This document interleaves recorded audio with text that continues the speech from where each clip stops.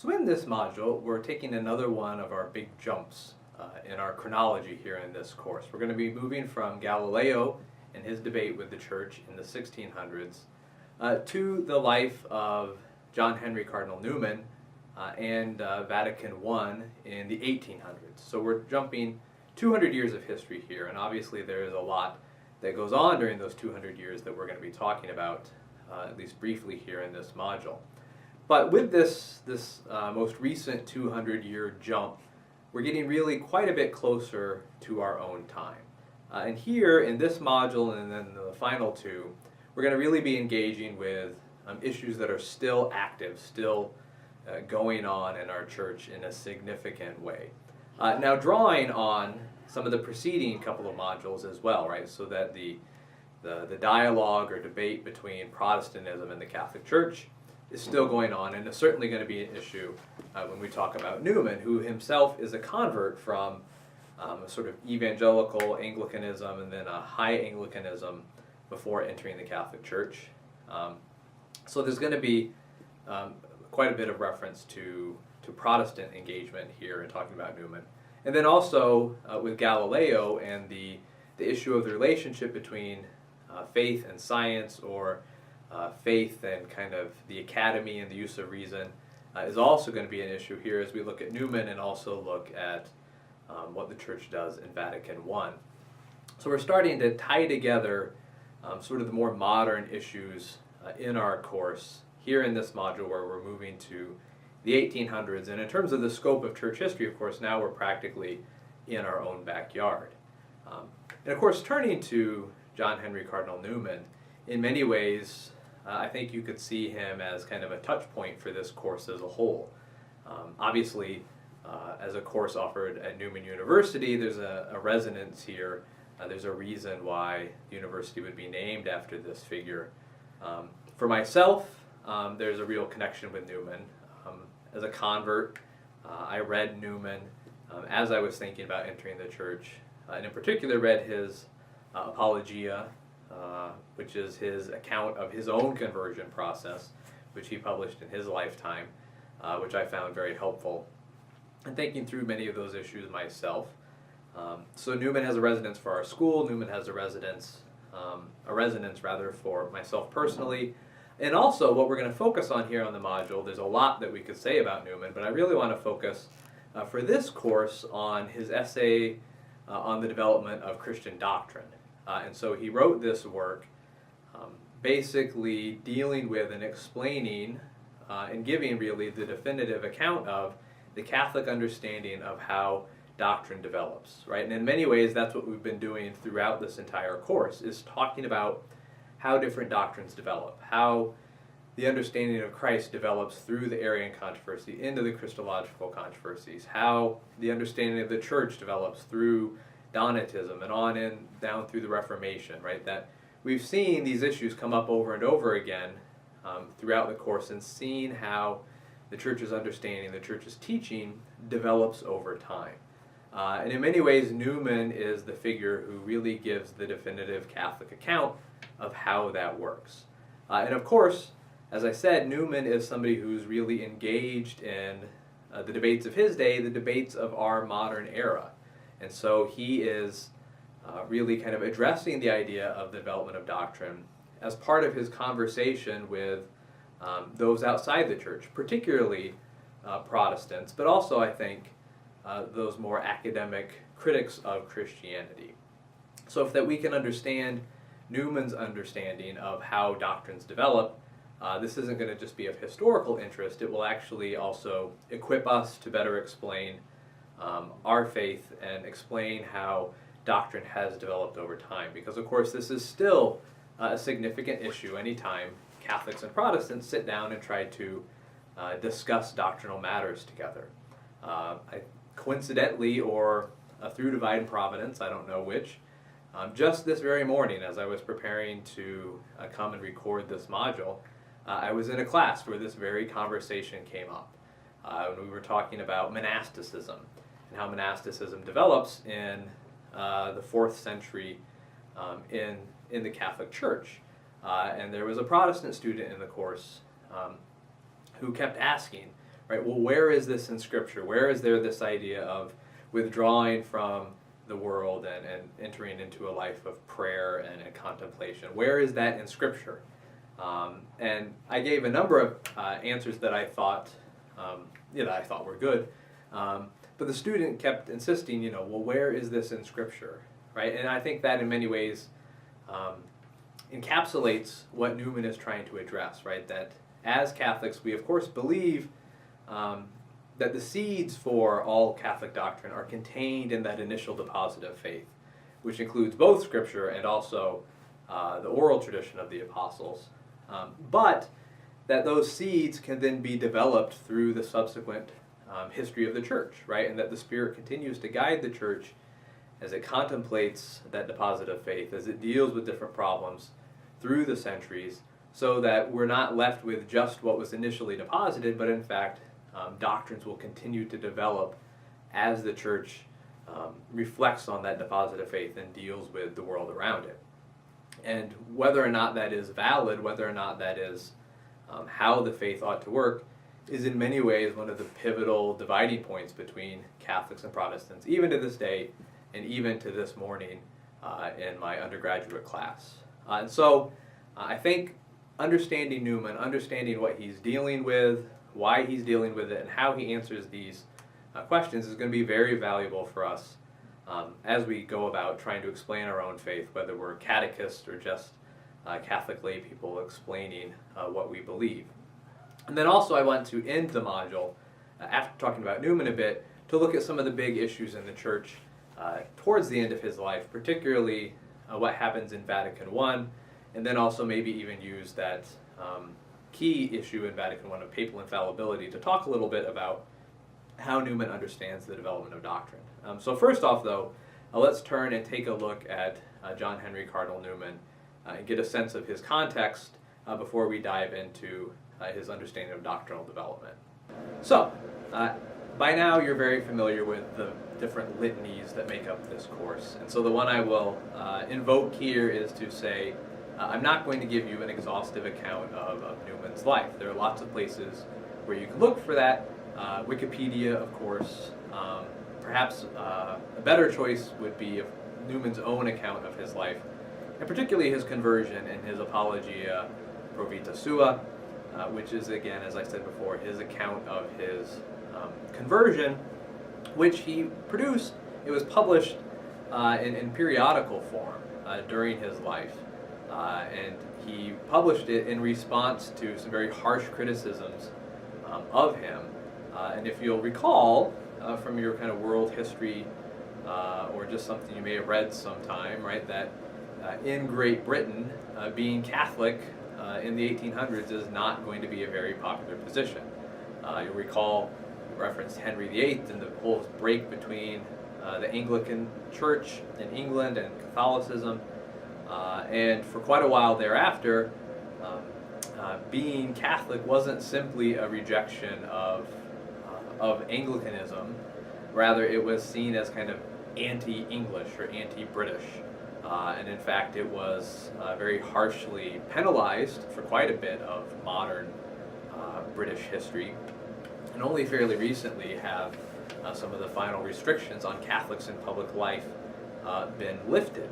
And so in Newman's time, in the late 1800s, it was still very unpopular, looked down upon, to be Catholic, and certainly to convert to Catholicism as an Anglican cleric, which is what Newman does. And so there was some harsh criticism of him published, and he responded with his Apologia, again in periodical format, and it had a very pronounced effect and probably had a significant role to play in the tempering of the anti-Catholicism in Great Britain, that people were very moved by and struck by the force of Newman's convictions as he described them in his Apologia.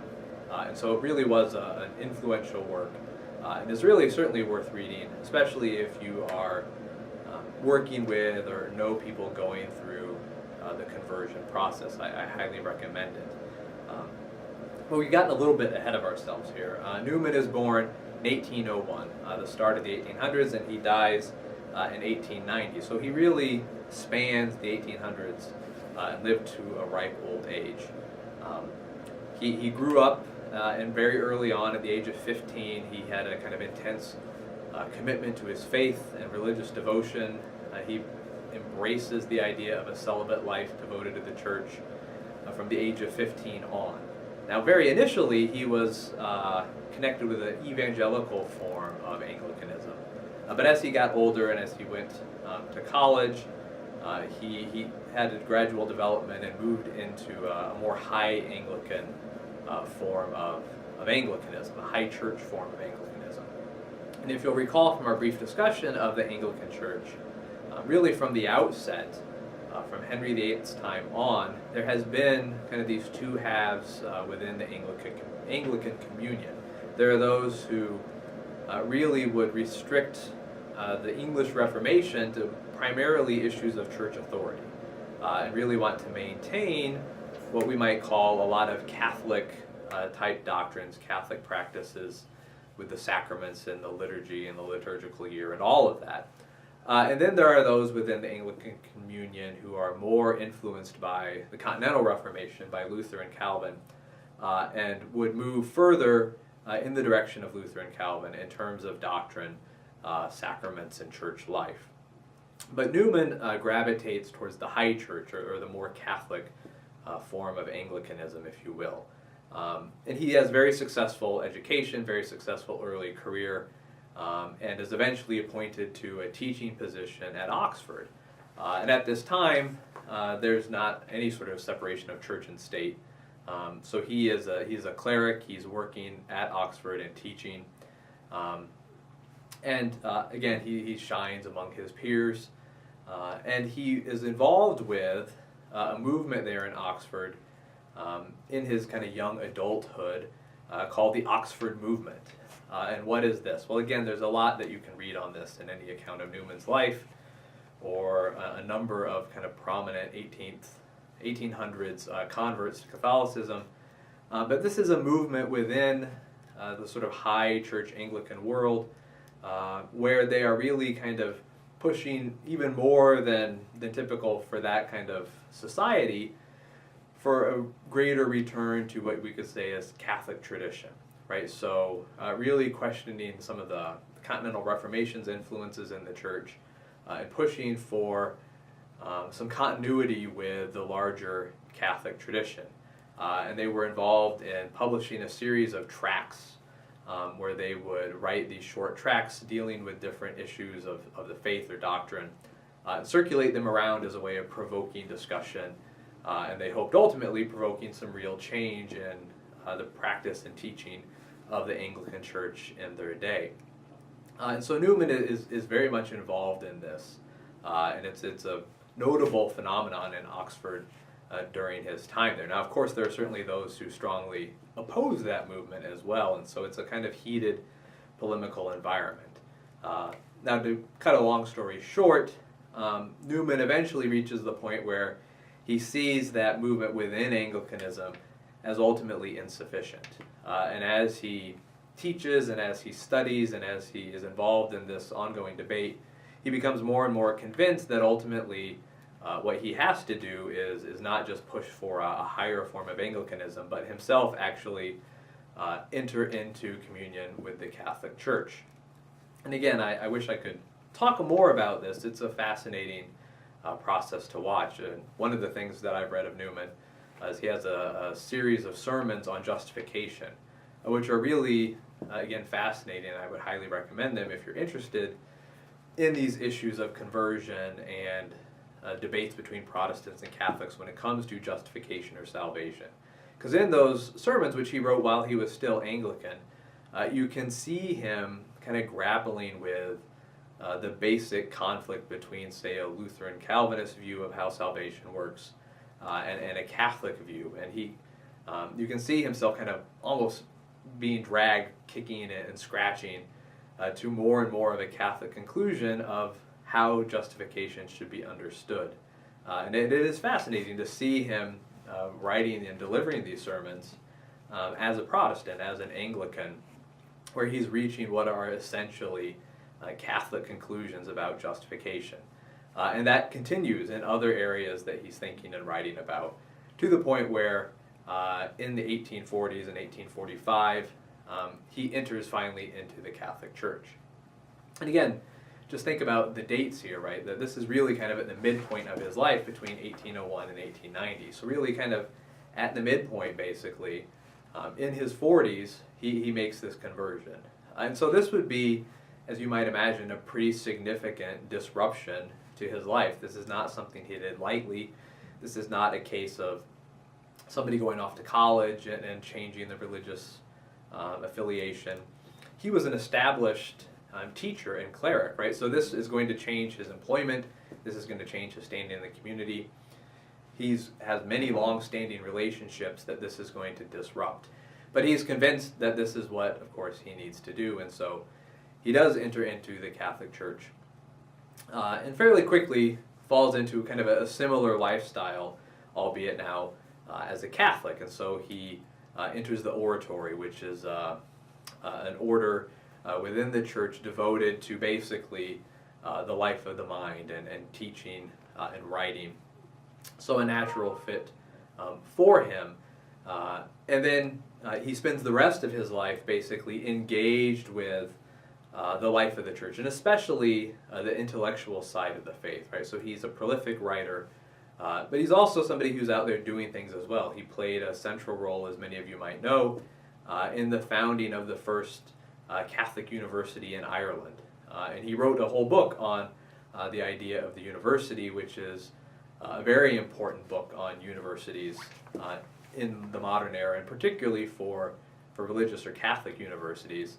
And he wrote a number of important works here in this latter part of his life, The Grammar of Assent, another very important look at assent in belief through a very sophisticated theological analysis.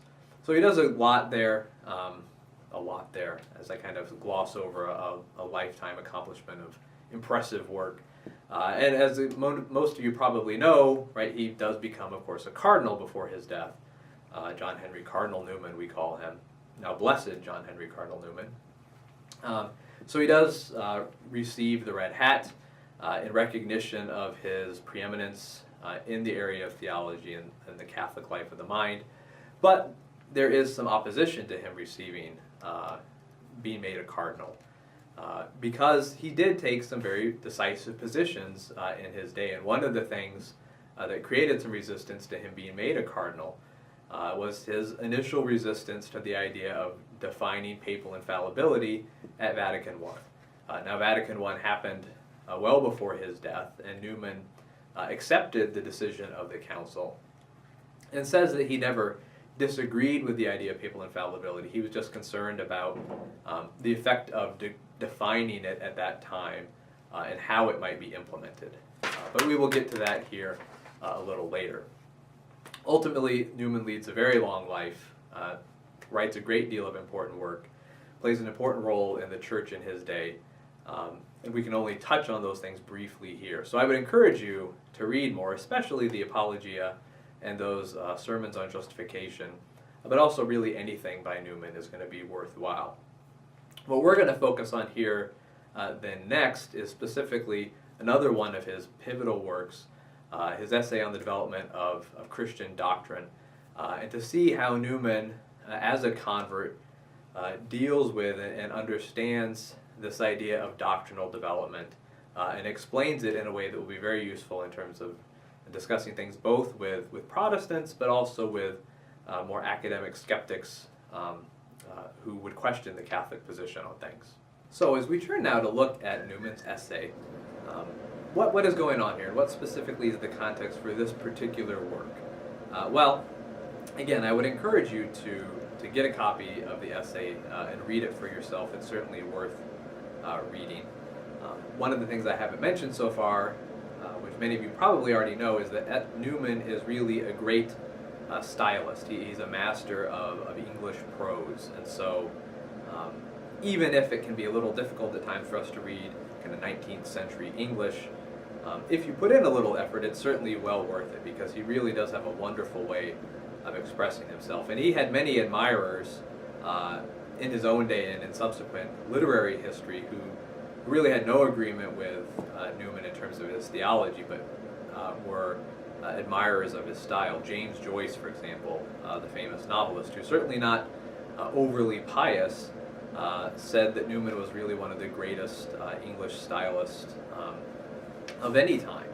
And so I would encourage you again, if nothing else comes from this module, to find some Newman yourself and read it.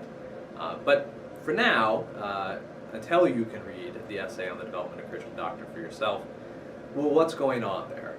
Well, briefly, what Newman is trying to do is to provide some sort of guidance for discerning between good and bad developments in Christian thinking, right? And so basically we can all look at church history and see that there are all sorts of developments, right? We've been talking about this entire course, how there's development of Arianism and Gnosticism and Nestorianism and the East-West Schism and the Protestant Reformation and all of the developments in terms of different denominations that follow from that.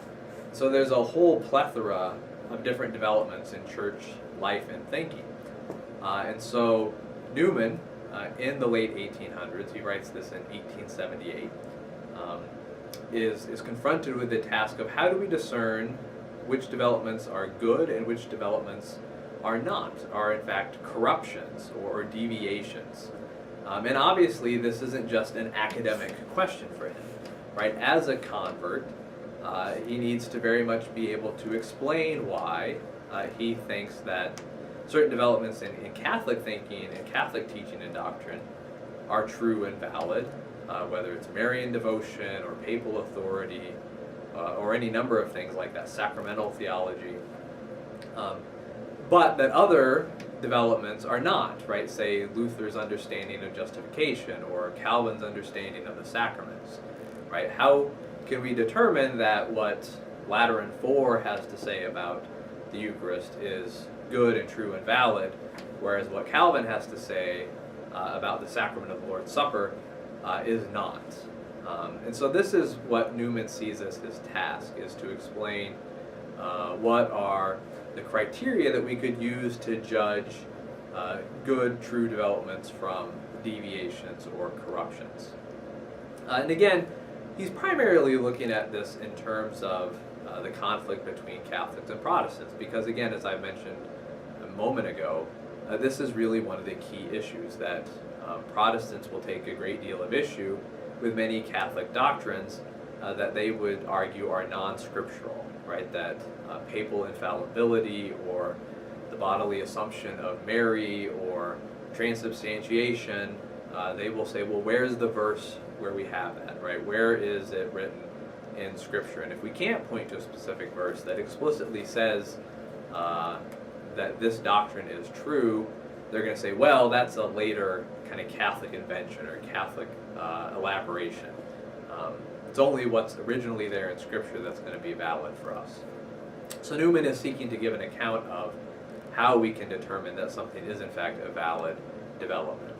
Now, as I also said, and one of the things that's going to kind of transition us into the next few modules is that in the 1800s, there's also a whole nother criticism of the Catholic Church going on, right? So it's not just from the Protestant side that criticism is coming.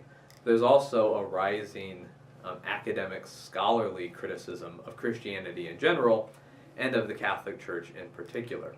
And so there are going to be many critics and skeptics, some of whom are going to be from various Protestant traditions and some of whom are not going to be religious at all, who would argue that Catholicism is just this kind of ornate set of human traditions that develops, and that real, true, genuine spirituality is just that. It's a spiritual intuition or sensation that is common to all human beings, and that many of them will acknowledge some validity to some sort of religious fervor or spirit in the human person, but they would see any sort of kind of authoritative definition or discussion of that as unnecessarily authoritarian or traditional, and that we need to kind of move past to those things now that we're in this modern era of the 18th or then 19th or 20th centuries.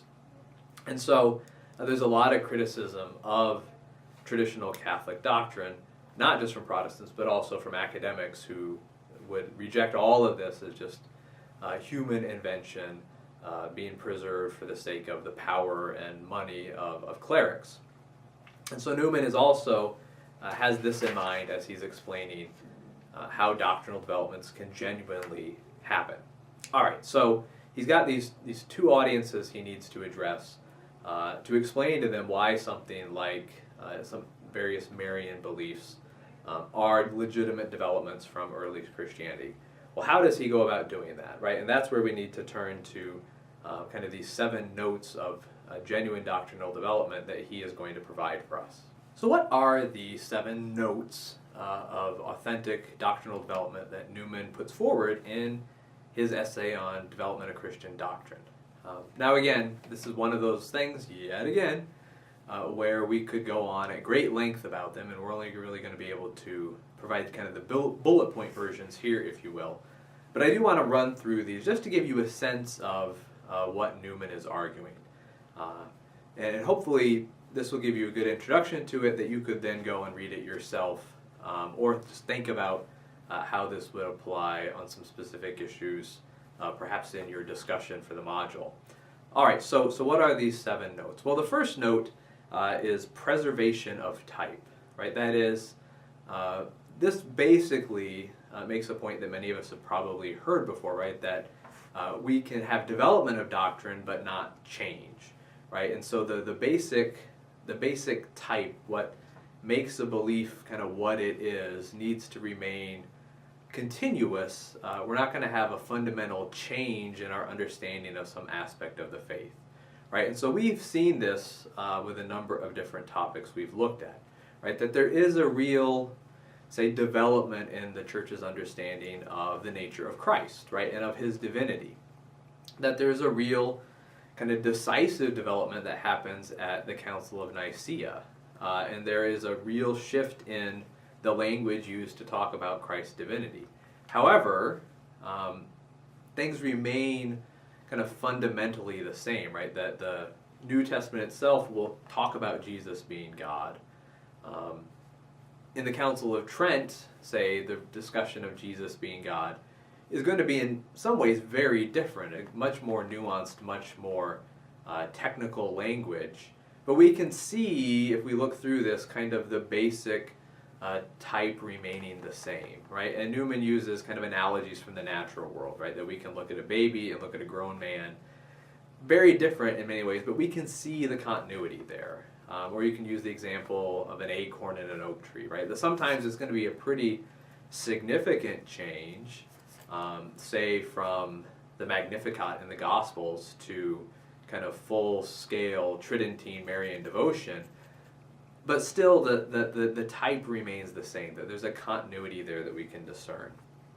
And this is going to fit with then the next note of continuity of principles, right? And what Newman says is there is a difference between doctrines and principles, and principles are in some ways more basic, right? And so principles are going to be things like the preeminence of faith, or you could say a principle of Catholic teaching would be the goodness of the body, or the sacramental nature of our faith, right? That there are these underlying principles.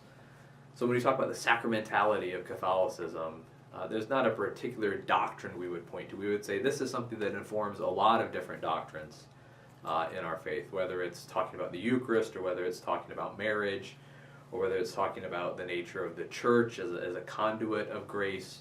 That this idea of sacramentality is an underlying principle, and there should be a continuity of those principles over time. That the sacramentality that we see at work, say, in the book of Acts, is going to be very different than we're going to see, again, post-Trent or post-Vatican I. That you're going to have a very elaborate development of sacramentality after Vatican I. That's going to look, again, very different than, say, what might have happened in the first century house churches. But that principle remains continuous, right? That principle may find different expressions, but it's still there underlying the church at both points in its development. The third note, again, you're going to notice there's some overlap in these, and I think Newman would acknowledge that. And actually, if you look at it, it's kind of interesting as you work through the 7 notes. He describes the 7 notes, but then he goes through and gives examples and discusses them at some length. But as you move from the 1st to the 7th, the chapters get progressively shorter because there is a fair bit of overlap, and he doesn't want to repeat some of the ideas that have gone before. These are just sort of different ways of looking at this same idea of we're going to have an authentic development that can look very different, but we're not going to have real underlying fundamental change. Okay, so again, that aside, note number 3 is going to be the power of assimilation, right? Is that doctrinal development should be able to bring together a lot of other sort of pre-existing data, if you will, right? So again, I think, to use one of our examples, Chalcedon, right, and its definition of Christ and his 2 natures in one person, that's something that comes along in 451, right? That's something that the church has been in existence for over 400 years at this point. But when it comes along, we can recognize it as an authentic development because it's able to assimilate so much of what has gone before, right? That you have a whole host of things in sacred scripture talking about Christ's humanity or talking about his divinity. There are all these other developments in the tradition kind of pointing us to this. And then when this doctrine comes along and is kind of formally developed and defined, it's able to assimilate all of that into this clear statement of Chalcedonian Christology. So I think that would be an excellent example of this idea that authentic doctrinal development is going to be able to assimilate and make sense of a lot of different materials, right? And as you'll recall, the flip side of this is one of our definitions of heresy that we've been referring to time and again in the course, right? That what makes one a heretic is oversimplifying things and excluding those things that don't fit our understanding. So, if you're Arius, you exclude the bits of scripture or tradition that would see the Son as fully divine. Or if you are Nestorius, you're going to exclude the aspects of the tradition where Mary is referred to and invoked as the Mother of God, because that doesn't fit into your conception of the doctrine. That doctrine, Nestorius' doctrine of Christ, doesn't have this power of assimilation that Chalcedon does, because it has to exclude some bits of the church's authentic tradition that don't fit his formulation. All right, the 4th note is going to be logical sequence. And again, maybe because I'm most familiar with it and we spend a lot of time with it, I would go back to the patristic period, right? And we see in the developing understanding of Christ, I think very nicely, a logical sequence, right? And one of the things that I tried to emphasize was how each controversy, each subsequent development of the church's doctrine leads to the next, right? That Arianism leads to the conclusion that Jesus is fully divine, which raises the question of his humanity that Apollinarianism brings up, which is then addressed. And once it's determined he's fully human and fully divine, this raises the question of how is he one person, right? And so Chalcedon's going to deal with that. And there's going to then be a continuing logical sequence of working out the implications of this to where we get the question of, okay, if he's fully human and fully divine, does he have a human will, right? Which we're going to get with monothelitism and Maximus the Confessor making his response. And so we can see how there's a logical sequence, how one doctrinal development follows another in this order. A similar thing happens with the sacraments, right? That as time progresses, we get this development, a logical sequence in the understanding of the sacraments. The Donatist controversy provokes some real development, and then that goes on through the Middle Ages to where you get further and further refinements leading to Fourth Lateran Council and transubstantiation, which is then fully fleshed out in the Council of Trent. And we can't go into all the details here, but you can see over time how there is a logical sequence to how the doctrine develops, that one step raises questions that leads to the next refinement, and so on and so on and so on. So logical sequence is going to be one note of authentic development. Anticipation of its future. And this is basically something that we can only sort of do in retrospect, really, is we can look back and see how a doctrinal development anticipates things that will come later on. So, some of even the early discussion of Marian doctrines, right? There wasn't, say, a defined teaching of the Assumption or the Immaculate Conception back in the patristic period, but what the Church does say about Mary back then, insisting that she can rightly be called the Mother of God, for example, right? That there's an anticipation of these future developments in that more primitive understanding, the more primitive development of Marian teaching in the patristic period. Or say the teaching about episcopal authority or papal authority, while fairly limited, say in the patristic period, you can see in some of the things that, for example, St. Gregory the Great, one of the great early popes, in his discussion of the role of the papacy, I think you get a good example of this. There's a clear anticipation of the future, right? Papal infallibility, as was going to be defined in Vatican I, is not really part of the intellectual discussion or the theological discussion back in the 5th century. However, there's an you can see the seeds of that idea in what Gregory has to say about the proper role for the papacy. So there's going to be, again, this continuity over time, reaching backwards and reaching forward, which brings us then to the 6th note, which is conservative action upon its past, right? Which is going to say an authentic development will be able to conserve earlier statements, earlier views, right? And again, I think Christology would be a nice example of this, that Chalcedonian Christology we can affirm, and we can go back and look at, say, what Justin Martyr would say about Christ in the 2nd century. And it's going to look very different, and he's going to use terms in connection with Christ that would not be probably the terms we would use today. There's a subordination in Justin's discussion of Christ that we would use today, but we can still go back and, in hindsight, appreciate what Justin is saying and understand how it fits into our more developed Chalcedonian Christology. And again, you've probably picked up there's a lot of commonalities between these different notes, but one of the key ideas is that a true doctrinal development is going to be able to reach forward and back, and there's a real continuity there. We're not going to, if Chalcedon had come along and we had to decide 300 years down the road that it turns out Justin Martyr had been a heretic, that would be a problem, right? We need to be able to conserve the past when we have a new doctrinal development and say there might be some different emphases, there might be different terminology early on in the church, but if we're considering a doctrinal development that's going to lead us to call somebody like Justin Martyr a heretic, that would be a problem, right? We need to be able to assimilate that into our doctrinal development. And then finally, the 7th note of authentic development is going to be chronic vigor, right? Which basically says authentic developments will stand the test of time.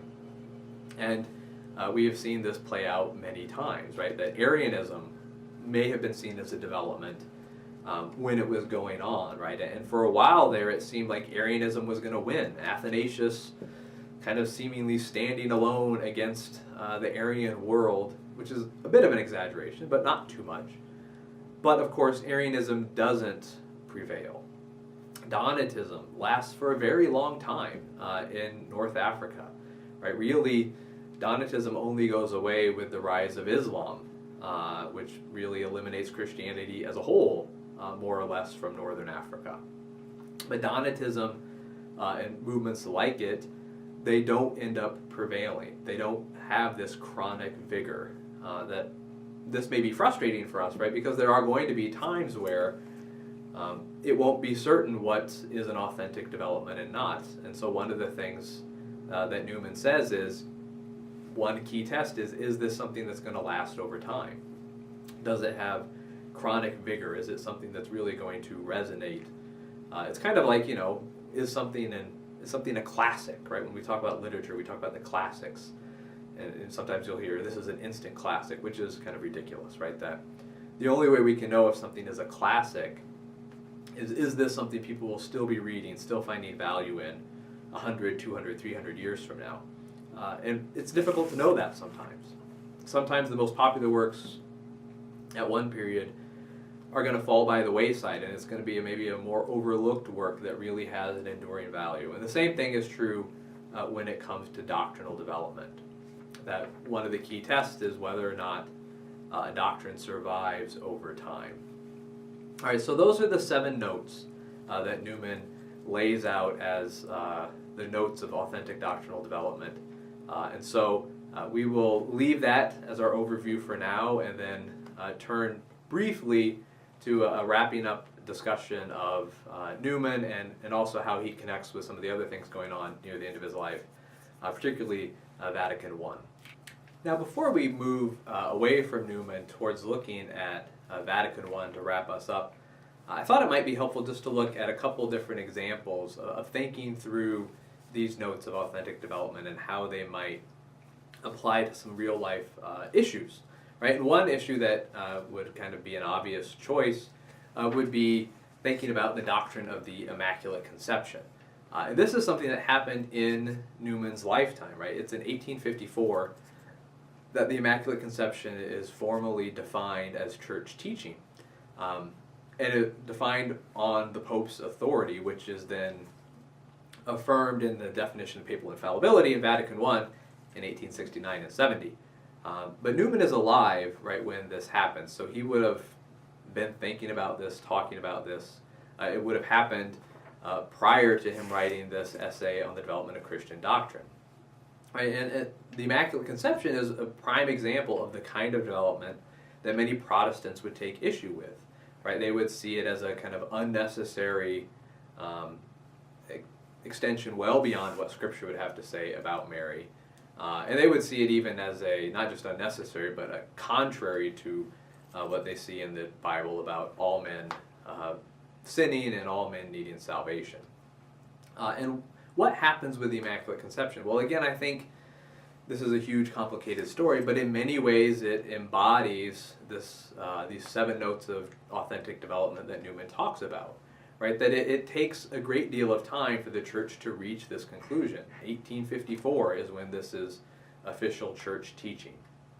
But we can see a logical progression through time, right? That if you look at what is said about Mary by various church fathers and important theologians in the history of the church, there's a clear development over time leading up to this definition in 1854.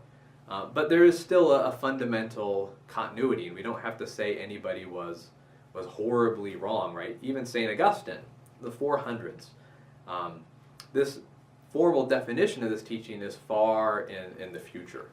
And Augustine will say, well, this idea, he's familiar with this idea, he just isn't going to say, right? He just doesn't know if the church ought to say this about Mary or not. But those ideas are percolating there, right? And we would say the basic principles are there, right? All the way back from the Magnificat to the Theotokos controversy, right? A lot of these principles of Mary's special role in salvation are there. And what happens in terms of the logical sequence is that over time, the sequence gets worked out in a way that allows the church to finally formally teach this, right? As you probably know, St. Thomas Aquinas opposed the idea, and he opposed it primarily in terms of the idea that it would seem to make Christ's sacrifice and the grace he makes for salvation, it would be unnecessary in Mary's case, which seems problematic, right? And so it was as the church came to understand a different way of thinking about it that made it possible, right? So the church would say, Mary isn't not saved by Christ, right? All people are saved by Christ. It's just that in the case of Mary, God applies those merits of Christ to her from the moment of her conception. And God, being God, can do that prior to Christ's death on the cross, chronologically in our terms. And so there is a continuity of principles. Everyone is saved because of Christ's sacrifice. And we have the continuity of the principle of venerating Mary and her special role in salvation. And that can all come together in this authentic development of the teaching of the Immaculate Conception. There are other examples, right, of doctrines that don't quite work. Right? So, for example, if we look at the teaching or the hypothesis of limbo, right? For a very long time, limbo was a significant part of how Catholics thought about the process of salvation and judgment and the afterlife. But as you probably know, fairly recently, the Catholic Church has decided that limbo is really an unnecessary concept and really isn't, it seems, an authentic development of church teaching. Well, why is that, right? Well, because the Church has continued to work out the underlying principles of God's salvific will for all people, of His love, of His mercy, and then also how the sacraments work, how salvation works, right? Augustine feels compelled to have unbaptized infants receive damnation, albeit the lightest one, because he has a logical sequence in his mind of grace being necessary for everyone, grace coming through the sacraments, therefore if you don't receive the sacraments, you don't receive grace. And this kind of guides the Church's teaching to limbo for centuries, right? But as the Church has continued to reflect on how God works and God's love and saving will for all people, has come to recognize that there's a fuller logic, a logic that gets a better grasp of God's overall character, God's overall work in history, which would say that yes, Christ's death is necessary for salvation of anyone, but that God can make that grace work outside of the visible communion of the Church, outside of the sacraments, and so that we can have a hope of salvation for everyone, even those who formerly would have been consigned to limbo. And so again, one of I think the reasons limbo ultimately fails as a teaching is that its scope is limited, right? That it doesn't incorporate kind of the full understanding, the full range of data, if you will, about God's desire for salvation, God's love, and how God can work, not just within the sacraments, but really in the sacraments, of course, but also outside of them. So again, those are just a couple of examples. Now, one of the big issues that came up in Newman's day is papal infallibility, and there too, I think we can see a clear development. And so that would have been an idea in his mind as he is writing this essay, would have been an anticipation of this being defined as teaching. Now again, as I said before, Newman opposes it initially, although he does recognize its validity once Vatican I defines this as church teaching. And again, he wasn't opposed to it, the truth of the idea, or the truth of the teaching. He just thought in that particular historical context it might create more problems than was really necessary. Now, one of the reasons I think this is important to bring up is it brings us to one of the reasons I think it's important for us as Catholics to have an understanding of Newman's teaching, an understanding of Newman's idea of the development of doctrine. Because with something like papal infallibility, I think many times as Catholics, we don't recognize this idea, right? And there are many Catholics who think about the Church in such a way where the idea of papal infallibility stretches all the way back to St. Peter, right? And we can often get well-meaning Catholics, and even those who are writing, say, apologetics books, who will give the impression that this has always been the way it is, right? That the Pope has always been infallible, that the full sacramental theology of the Church has always existed, that there was a veneration of the Eucharist in a full kind of Tridentine form in the 1st century, and that isn't really the case. Right now, many Protestants would say, look, there's no Eucharistic adoration in the book of Acts, therefore this is false. I don't think that's accurate. I also don't think it's accurate for Catholics to say, nope, yep, sure there was. There was Eucharistic adoration in the first century. There may well have been. I'm not familiar with a text that specifically talks about that. I would say the correct response is in the middle ground, which would be to say that the seeds of that practice, the seeds of that doctrine, are there in the first century. That those principles are there. That there's a continuity of type and a continuity of principles. That there was an understanding of the sacraments as really being Christ in the first century. Would they have put it in the terms of medieval or Tridentine Catholicism and talk about transubstantiation? Would they practice Eucharistic adoration? Probably not, at least not in the forms that we know it. Does that mean it's not authentically true? It's not authentically Christian? No, right? That something is authentically Christian if it is an authentic development from the early church, right? And again, to use Newman's example, we wouldn't say that a baby growing into a man, that's not the same person, because look, when he's 30, he doesn't look like when he was a baby. No, it is the same person, and we would be kind of weirded out if at age 30 he looked like he did at 3 months, right? That would be a problem. We expect this development and recognize that there can be real significant development with underlying identity. And the same thing is true in the church and in doctrine.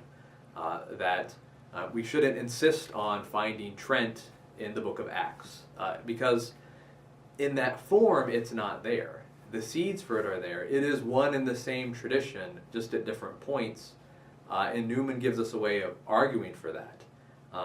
But if we were to try to make it identical at these different points in church history, we would be distorting the picture pretty radically. And I think it's fair to say that some Catholic attempts to do that have led to some of the criticisms and attacks by Protestants and others who say, well, that's ridiculous. There's not papal infallibility in the first century. And that's right. There's not in a Vatican I sense. The seeds of it are there. It's a continuous idea. The principles are there. But it's just not developed at that point in that way.